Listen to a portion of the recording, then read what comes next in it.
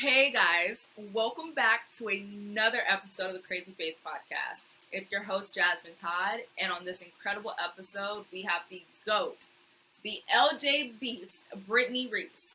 Before we get into any conversation though, you know that I have to do it. I've got to give a huge shout out to our sponsor, Agogie.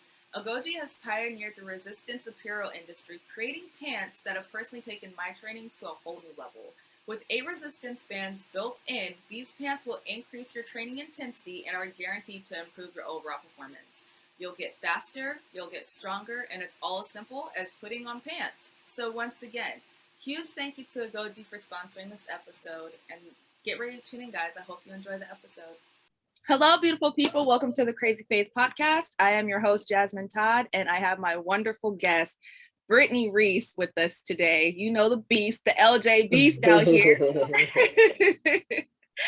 So, Brittney, I've got my little cheat sheet off to the side here. I always got my little cheat sheet for everybody. So I go a little bit of your background and some fun facts. If anything is incorrect, please don't hesitate to correct, because you know Google be lying sometimes. You right. Google be out here playing games with me sometimes. So we've got Brittney Reese, which this fact I didn't know. You were born in Inglewood, California. I was. Yeah. I moved to Mississippi at the age of 2. So Didn't know that. Yeah, most of my family's out here in LA. Yeah. That is insane. Like this whole time I'm just like, this girl's from down south. She's a southern girl. No. Like y'all Southern at heart for sure. Like, that's crazy. Anyways, I'm continue on. She went to college at Ole Miss, and she was actually inducted in the Hall of Fame. Amazing accomplishment. She's considered. She is okay. It's not even a consideration, guys. There's no doubt about it that this is the greatest long jumper of all time to touch this earth, because her accomplishments are absolutely insane. Brittney's won 5 world championships. I don't know if y'all know how hard that is to do, because 5? She won a gold medal in the 2012 Olympics, and she also won a bronze in the 2016 Olympics. As we go on to our 2020, 2021. What was that, Reese? Silver. Silver. Oh, correct that one, because yes, silver medal in the 2016 Olympics. And as we go on, we're trying to prep for this 2020, 2021 Olympic Games. So some of our fun facts here is Brittney holds the American indoor record of 723 meters. Who jumps that indoors? Nobody.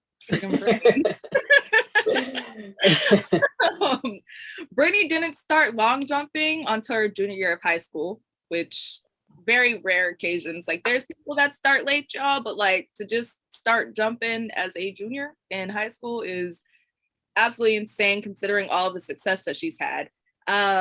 She was Mississippi's 2004 Gatorade Player of the Year after sweeping the long jump, triple jump, and the high jump at Mississippi High School. Insane.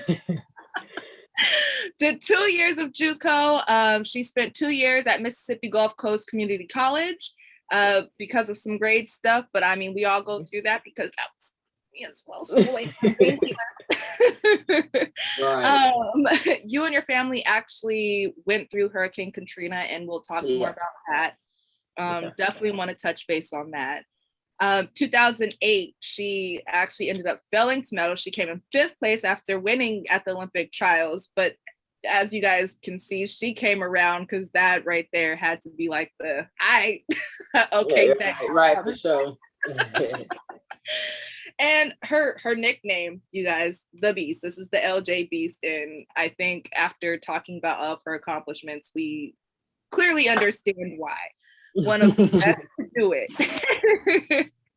So now, as we get more into Brittney's life here, you guys, as we discussed, something I didn't know, which I think is amazing, because I didn't know she was a Cali girl. She really don't claim that she's from here, though, you guys. Nah. Wasn't here long enough. So as we discussed, she was actually born in Inglewood, and then she ended up moving to Mississippi when she was young at the age of 2. What was it like growing up in Mississippi where all of your family was out in LA? I have a really big family. So a lot of my mom's sisters and brothers are out here in LA, and my dad's sisters and brothers are in LA too. Growing up in Mississippi was probably one of the best things that could have happened to me. I was not only was I raised by my mom, but I had the opportunity to grow up around my great grandmother, which is kind of really unheard of with a lot of people, and then my grandfather at the time. So it was like, to me, that was family, and we did what we could. Mm-hmm. So in 2004, actually, before I even get into you becoming the Gatorade Player of the Year, what made you get into track? Funny, crazy. So I was playing basketball at the time, and I think I was running track. I decided to run track because everybody else was running track. So my friends in the 7th grade, they pass out the slip. Oh, you want to run track? Blah, blah, blah. Yeah. So I was one of them, like, oh, y'all gonna run? Well, I'm gonna run too. Shoot. So first practice, we started doing repeat 400. I was like, yeah, I'm gonna not come back. So I told my mom I didn't want to run, and I told my grandpa I didn't want to run, and he basically was like, we don't quit, we don't do this. And I was like, oh. So I ended up sticking with it because it was something to do outside of basketball, because basketball is more like a fall sport, and then track was the spring. So it just gave me something to do. So I just stuck with it out of respect. And I didn't have a choice too. Right. Here you are, still sticking with it. So yeah, still sticking with it, ain't that something? So now on to my actual next question. Was in 2004 you were named the Gatorade Player of the Year after sweeping all the jumping events, like literally long, triple, and high jump. Who does that? Yeah. What was that moment like for you, and did you feel any added pressure after doing something like that? So in Mississippi, track and field wasn't, I'll say in my area, track and field wasn't that big of a deal. I honestly didn't know what half of that stuff was. I didn't know anything about being a Gatorade Athlete of the Year. I didn't know nothing about anything of that sort. So when I achieved it, and I looked it up, and I was like, oh, this is a huge accomplishment. So as any parent would, everybody was excited about it, and I was real grateful for the opportunity. And it just, I don't feel like I was pressured because of the fact I just feel like I was just doing track because I liked it, and I didn't have a choice but to do it, and I was pretty good at it. So there was no pressure for me. Okay. Yeah, no, I definitely feel that, especially when you're just like, no, I don't really know much. Yeah, I was like yeah, I didn't know, like, I was jumping pretty decent, and I didn't know, like, I didn't have the people around me that knew, like, I could have made junior teams and things like that, because like I said, track and field down there was not big of a deal. But like later on in my years, I was like, I saw a news article, and I was like, I was a #1 long jumper in the nation. Like, I didn't even know that. Like, like I never knew anything about that type of thing because, like I said, I just didn't have people in my circle that knew. So it was no pressure at all for me. Do you think now, looking back, are you amazed at your accomplishments without even knowing? Oh, for sure. I'm definitely amazed that I've been blessed with this opportunity to be able to be in this position to jump far and get medals and inspire the youth with what I've done. And so I that's why I take a lot of time to give back and go back home and try to inspire those youth. And now that I know more about the systems and more about college, how getting colleges and going to world teams, I try to help out, get more Mississippi kids, because they're talented. They just, parents and people just don't get it and don't understand. So just been working on ways to find different ways to get them more knowledge. That's good. Definitely needed, because if you're not in one of those track states that know about for sure. Yeah, I didn't know nothing. You don't know nothing. out there. just running and jumping. So following in 2005, you and your family had to go through Hurricane Katrina. What was that experience like, and how did you manage to kind of stay level-headed throughout it? So it was like one of the most devastating things I had to like go through. We were lucky enough. I was at community college when this happened, and my mom, who watches the news, was like, "I'm coming to pick you up for the weekend." And so we ended up leaving our house because at the time my niece was really young, and my mom was scared because we just never know. Like, we live on a street that floods, and good thing we did leave. Like, our ceiling ended up coming down, and but we left and went to my aunt's in Mobile, Alabama. And when we came back, I lived in the mobile home for like 3-4 months. In the mobile home my mom worked at FedEx, so they provided mobile homes, and we lived in one of them, which was, not that big. So we was in there for like 4 or 5 months until our house got fixed. So, and then we came back, like, cleaning up and just not having food. Luckily, my mom had a gas grill. My uncle siphoned us some gas out his car into our car so we can get to where we needed, because there was no gas. So, it was a life-changing experience. It's something that you wouldn't want anybody to go through. It was hot. We are halfway naked. Like, it was just too much for a couple of weeks. And then, like I said, living in and out of a mobile home, RV actually, just was, nobody wants to do that. So it was kind of crazy. Yeah, especially going from a house, having to go into a mobile home. To a RV, yeah, exactly. Oh my gosh. Yeah. I could not imagine. Went through one hurricane and nope. Lucky I done been through a lot of them, but there's 2 that I've been through that has, like, it was the real deal. So oh my gosh, that is this is why Arizona is where you don't deal with nothing crazy. Y'all be getting that dust though. The heat and those dust storms, I'm like, I can handle that. You're not gonna ruin my home? Perfect. Yeah, right, for sure. No, you're right. Okay, so now we're moving actually, before we even get into your community college, I want to talk about that transition of how you were recruited out of high school and how that transition happened for you. How was that like, and what was your recruitment process like? The recruitment process was good. I was, recruited by all of the top jump schools. So obviously I went to Ole Miss, but LSU, Arkansas, all the top schools wanted me. But like, we know that I ended up in community college. But it was a process. After a couple of years, I wished I would have took more visits and saw more. I probably would have still ended up where I was at, because I was a mama's baby and I wasn't trying to go too far. So I wish I would have took a little bit more visits. I only took 2. I went to Southern Miss, which is 45 minutes from my house, and then I went to Ole Miss. And they wowed me up there. I saw all the gear laid out. I was like, oh yeah, y'all got me. Yeah. I talked to the coach, and he told me, how he had other great jumpers and how they were successful in the Olympics and things like that. So I was like, okay, yeah, y'all got me with the gear. Y'all wine and dine my family.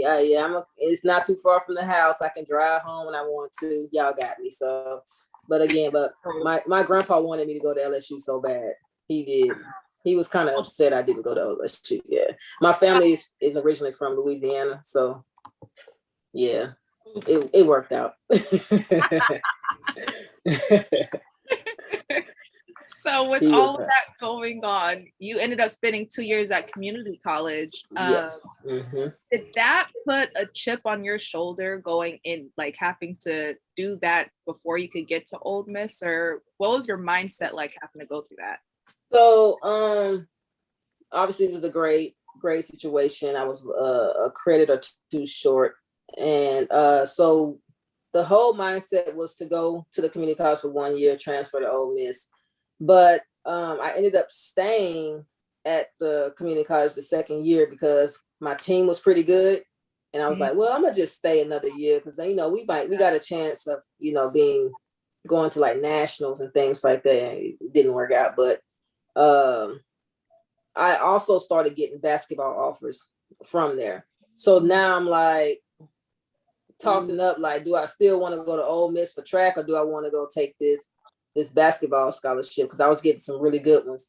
And something happened. Well, a couple of my teammates got caught. We was at regionals. A couple of my teammates got caught smoking weed, got kicked off the team.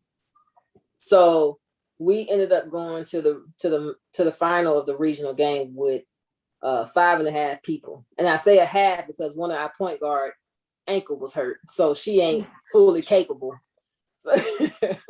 So you can imagine, we have to stay out there the whole game, and this is like a major game. So I was crying. I called and talked to my mom, and she was basically like, you know what, you could either take the basketball scholarship and rely on the team, or you take the track scholarship and rely on yourself.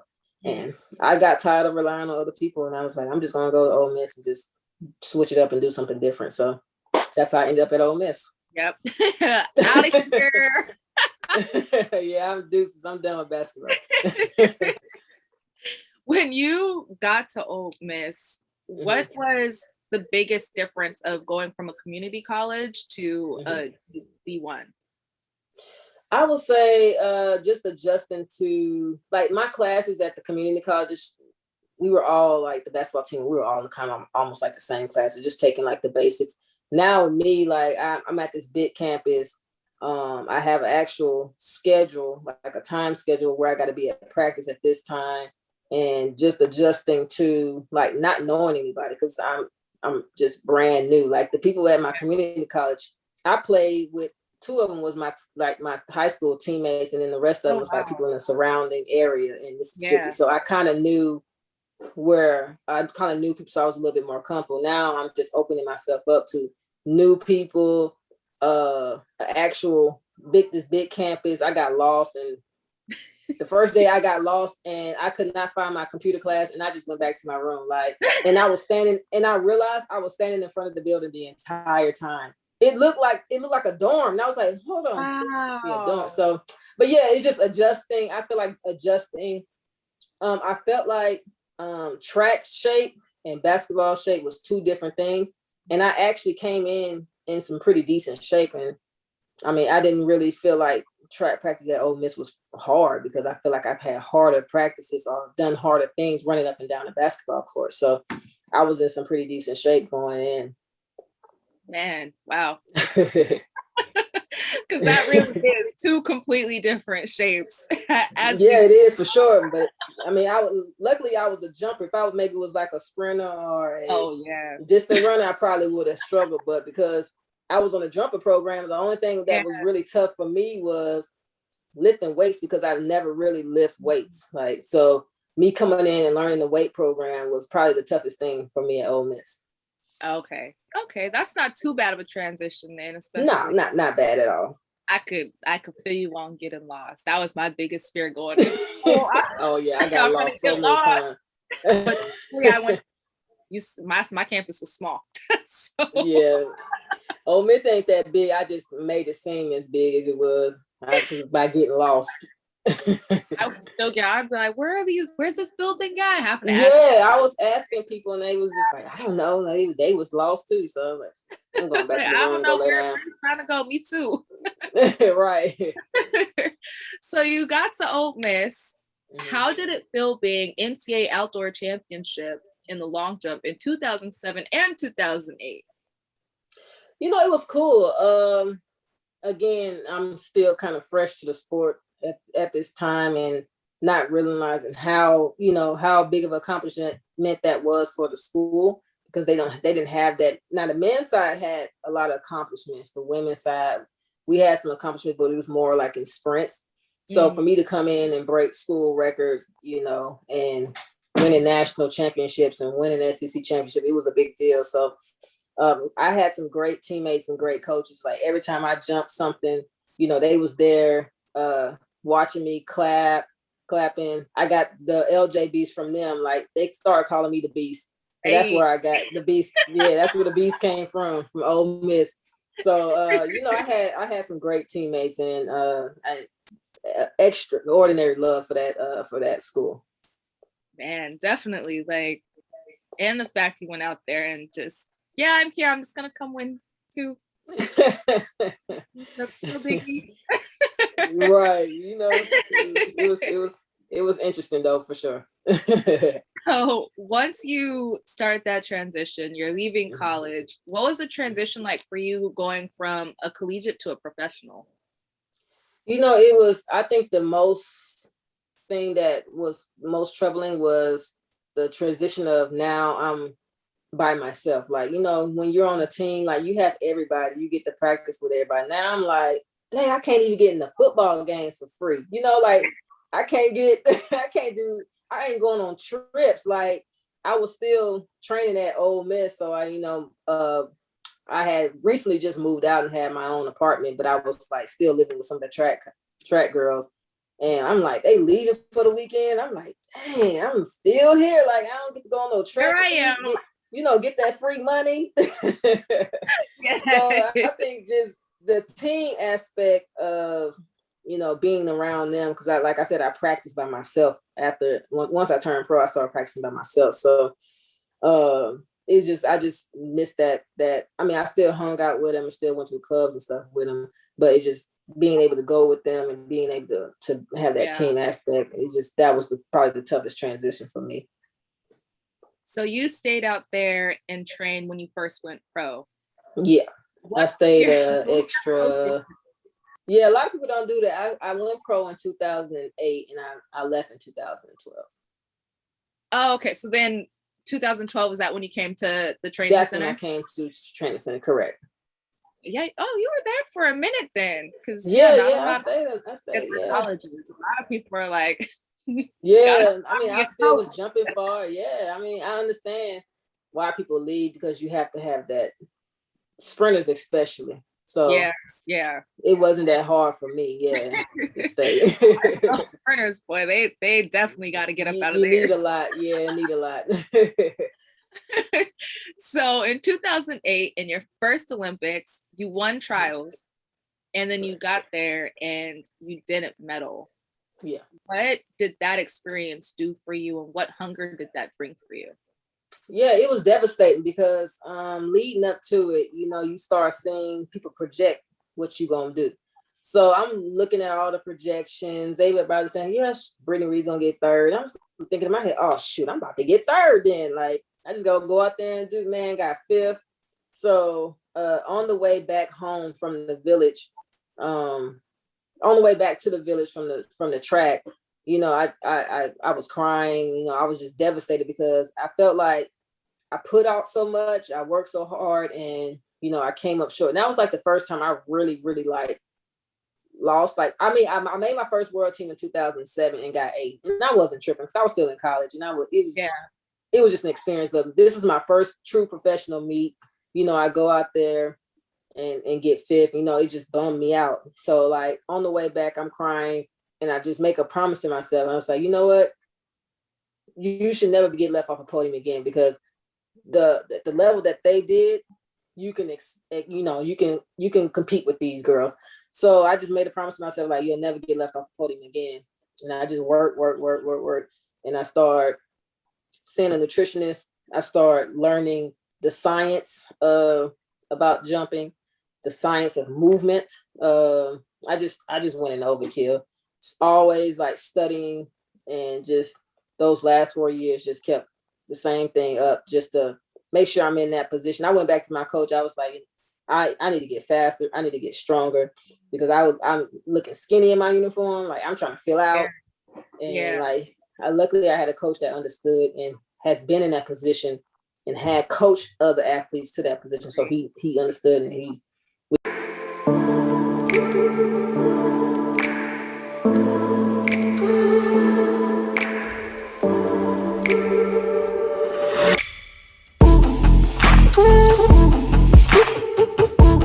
worked.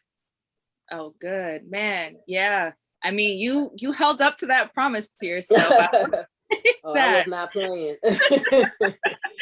sis said this will not happen again, and she Oh, made it would sure that did not happen I didn't, again. because I don't like feeling sad, and I knew that I could at least got third at the minimum, and I didn't do that. So yeah, definitely came around and said, haha, yeah. jokes on all of you guys. So then coming back into your next Olympics in 2012, you managed to win a gold medal. Mm-hmm. How did you, obviously we kind of talked about how you prepared, but what was that mentality like going into that 2012 Olympics, and how did you feel getting on that podium? You know, I was hungry because leading up to it, like I told you, you know, all the blood, sweat, tears, the learning the biomechanics of my jump, like I studied that. And leading up to, you know, I've been winning all those world championships, and I was like, there's only one thing left, and that was the Olympic gold. And I knew around that time that people bring their A game, because like I said, I got busted up in 2008, and the girl jumped like 725. So I knew if I would just get in the 7-meter range, I would potentially get a medal. But this time, now I'm projected to win. So it was pressure, because I said, I had so many world championship won. I think I had won like maybe 4 in a row or something like that.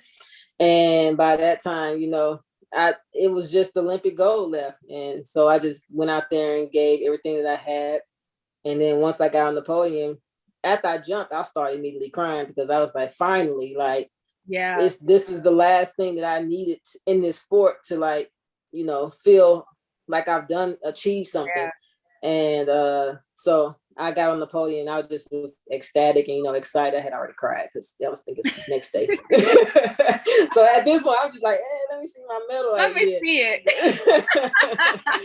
So I'm just all happy and smiling. Like I just was, and then my mom was there, and like my family and stuff was there, and they got to witness that, and it just was a great feeling.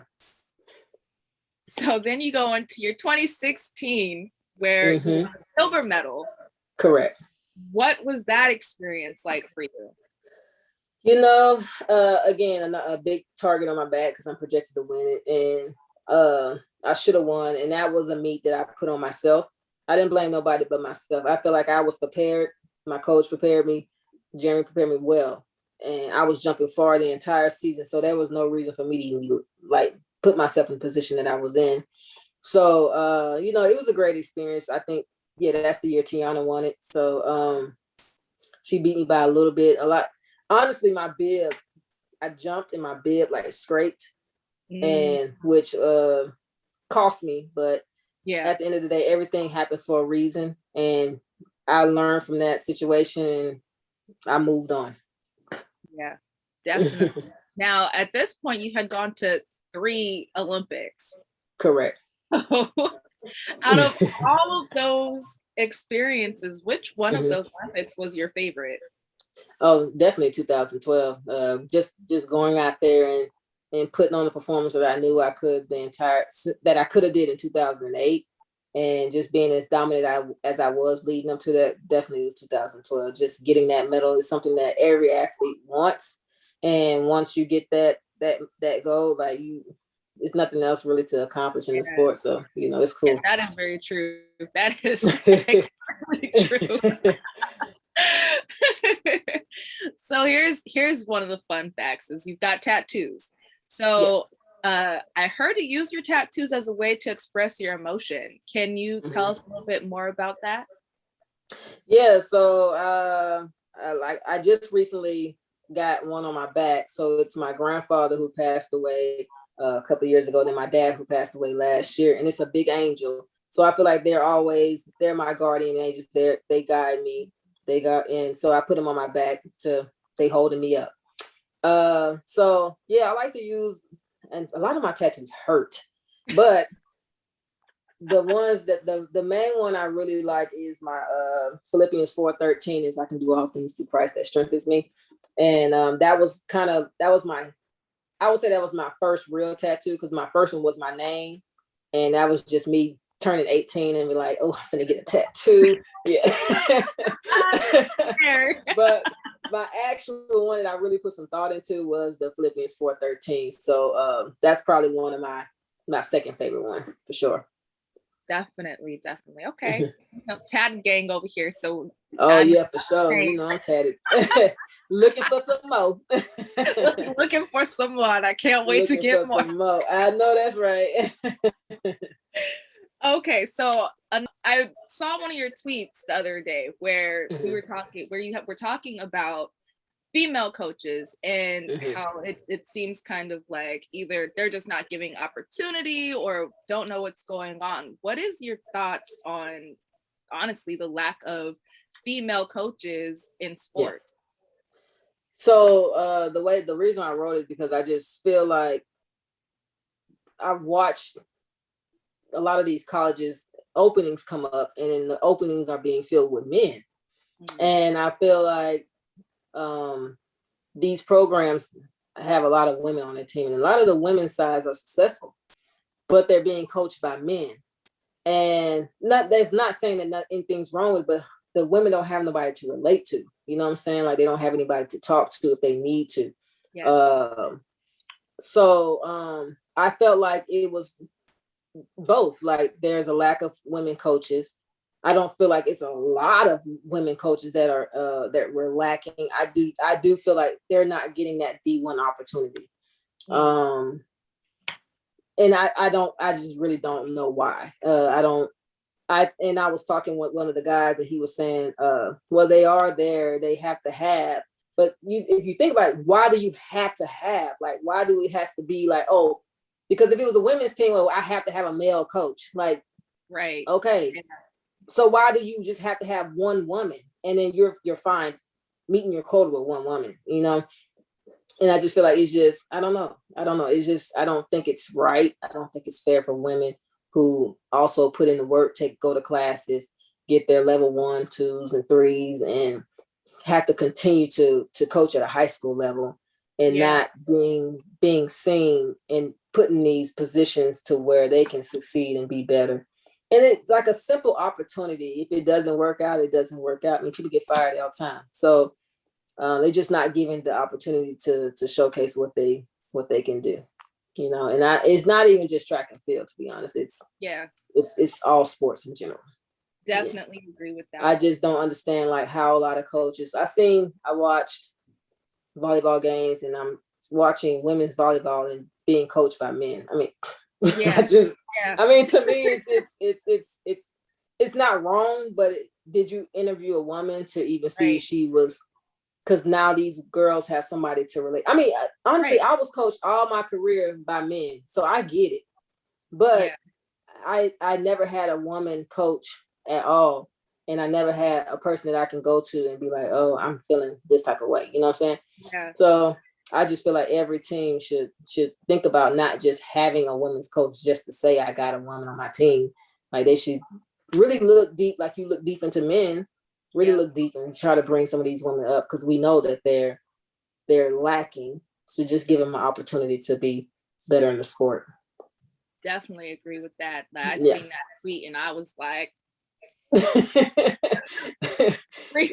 crazy. Yeah, like the opportunity, like the SEC does a really good job of hiring women. I think we have maybe 2 or 3 head coach women. Ole Miss is one of them. And then Carmelita just got hired at, University of Alabama. So, I mean, the SEC does a great job of grabbing women.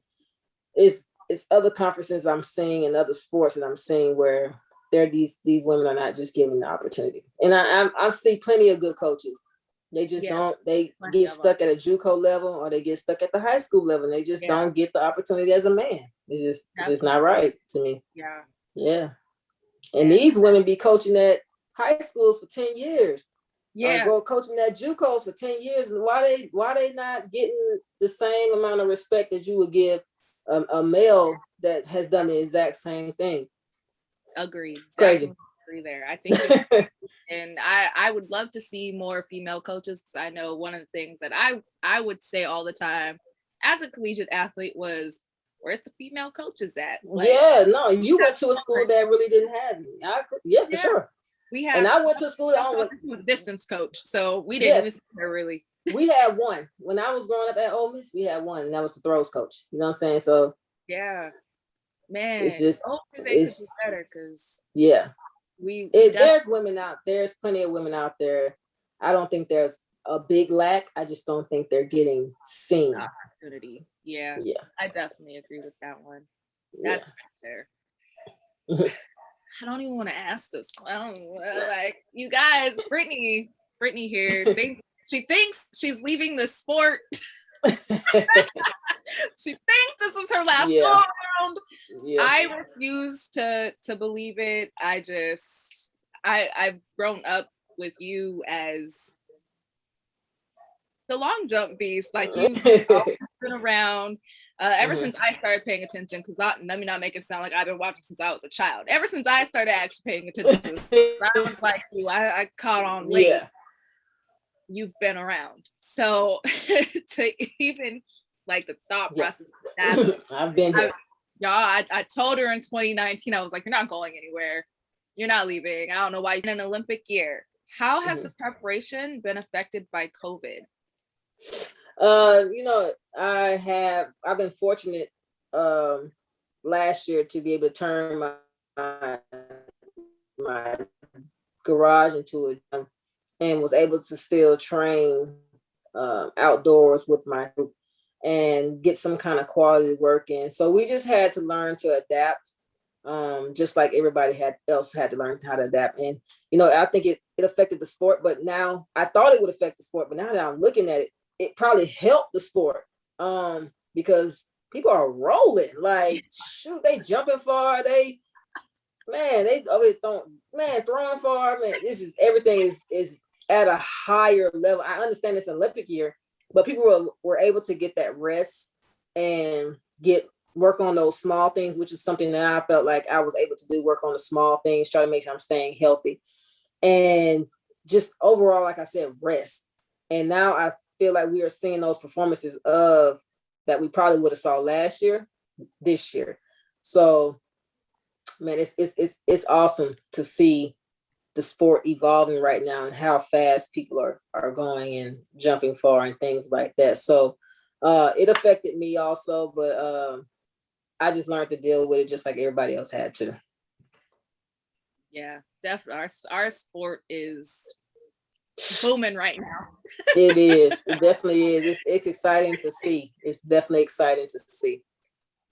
Now, as our long jump beast, you are literally the best in the world to ever do it in this sport with all of your accolades.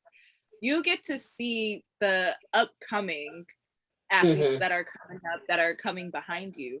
What are your thoughts? And if you have any words of encouragement or anything to say to them, what is something that you would give to the future of long jump? Yeah, I pay attention to the long jump because, like I said, I'm getting my turn is getting near, but just watching the overall direction that we're going, I feel like we have some kids that can take over and continue to bring those medals home to USA. And I just tell them, like, be yourself. I didn't switch up. I'm the only one out there that be screaming. I was myself. I started jumping with headbands and all types of stuff. That just came from a basketball background. That's just something that I always wanted to do. But just be yourself and have fun. I always have fun out. When I'm out there, I'm talking to people and I'm just enjoying myself and just doing what I know I'm blessed to do. We all get this. We get a great opportunity to travel the world and compete and do something that we love. So just go out and have fun and be yourself. That's one of the great pieces of advice that I've been able to get from my mom, and I roll with it. Man, guys, she's probably one of my favorite people to jump with because she always produces the marks, which makes you do better. But because she does have fun while she's out there and she talks. Yeah. Oh, I talk to everybody, man. Hey, you gotta bring some light to it. Hey y'all, how are you doing? I talk to everybody. If you can speak English, I'm gonna talk to you. Right, as long as you can speak English. Yeah, I don't speak none of the other languages. I'll look at you like. I speak, and it's just overall just having fun and not being. I mean, yeah, we want to be serious and put out the great marks, but I feel like when I'm and this is not trying to be on some cocky stuff, but when I feel like if I'm in a competition, I bring out the best in everybody. So why not just go out and have fun? I mean, I know I can get my tail kicked in any day, because when I'm in a track meet, people feel like they got to go out there and jump 7 meters, and I be feeling like, we're gonna have a little lax competition. They go out and jump in 690s and 7 meters, and I'm like, oh. No, all right. All right, guys. Okay. All right, that's all right. That's the type of day you guys want to have, huh? Yeah, this is. And if I don't go to a track meet, it's kind of mellow, and they jumping decent. But as soon as I get in the meet, y'all want to bust my head every single time I get out there. I was like, dang. But I love it. I love that I had that type of influence, because I want to see the sport grow. Yeah. And I wanted it to get back to those days where Jackie Joyner Kersey and them were jumping, and they was battling. So I don't mind being in. That's what I don't mind. I don't run from competition. Like, I want the best to come. I will recruit you to come to me. I'll come to you. Like, I want people to be successful. So if I got to come and show up at a meet, I'm gonna show up so we can jump far. So as long as you show up on the 29th. I'll be there. I will be there. I'll be there. I'm there. And then I've got my last serious question before I ask some random fun questions. Mm-hmm. So now that you're starting the transition of finishing up your professional career in track and field, what are your goals and plans for after track is done for you? So growing up, I've always wanted to be a track coach. Well, not a track coach, just a coach in general. And now it's evolved to just track, because I know so much about it. So that's something that I'm going to continue to pursue. I don't know. I haven't figured out the level of coaching that I want to. As you know, I coached a little bit out here in San Diego Mesa for 3 years, and just wanted to get some experience in coaching and share my knowledge with some kids, and to see if I really wanted to coach, which I did. So yeah. So that's probably what I'm gonna end up doing, is trying to figure out what level of coaching that I want to coach at. Do I want to start with the youth and inspire them to be great, or do I want to just grab some professional athletes and carry them along their way? So we'll see. I also have a real estate company that I do some real estate on the side. That's about it. I'm probably just gonna chill out, and we'll just next 6 months after I retire, whenever that may be. It could be this year, it could be next year. I don't know yet, but next year it'll be.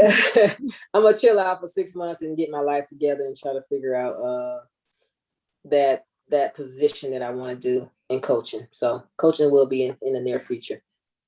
Definitely. I'm glad that you're entering in that path. I'll be following behind you in that path, hopefully. So it's needed. It's needed, which is what led to the Twitter question. Yeah, it's needed for sure. Definitely. And now we get to ask the fun questions. Let's go with it. All right. So you're stranded on an island, Brittney. Stranded. Ain't nothing close by. I gotta be specific with that, because some people ain't nothing. You're on an island in the middle of the ocean, and you could take 3 things. People count as the things too if you want to take people. Okay. I'll take somebody. You got three things. What 3 things are you taking? Ooh.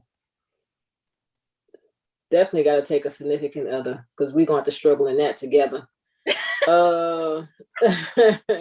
I'm not about to be stranded talking to a volleyball. Like that's not happening.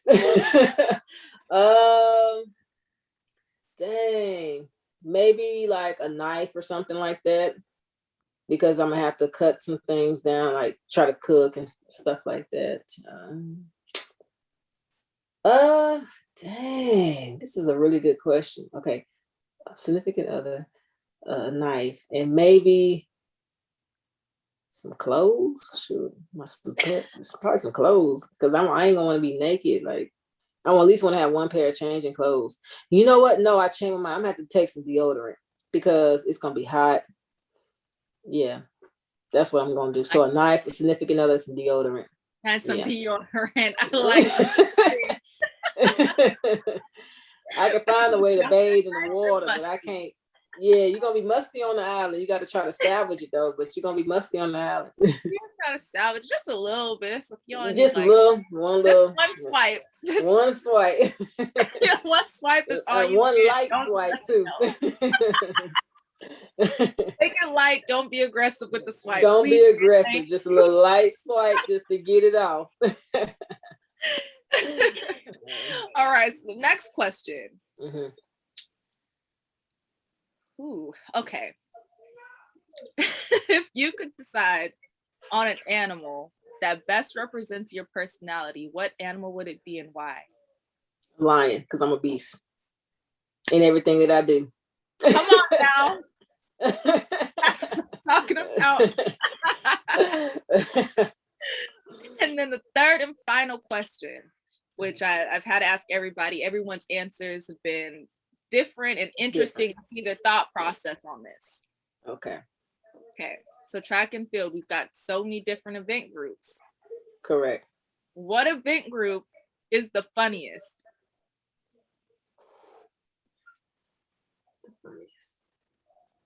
I'll probably have to say throws. I think throws are funny. And Darrell is my favorite, so that's my boy. And so he's super funny. And I had the opportunity to be around a bunch of them, like Adam Nelson and things like that. So he's an old school thrower. So yeah, them guys are funny. I'd probably say throwers, sure. The throwers never fail. I gotta they don't ever fail. They don't. And they're always eating, and I love it. And they're always eating.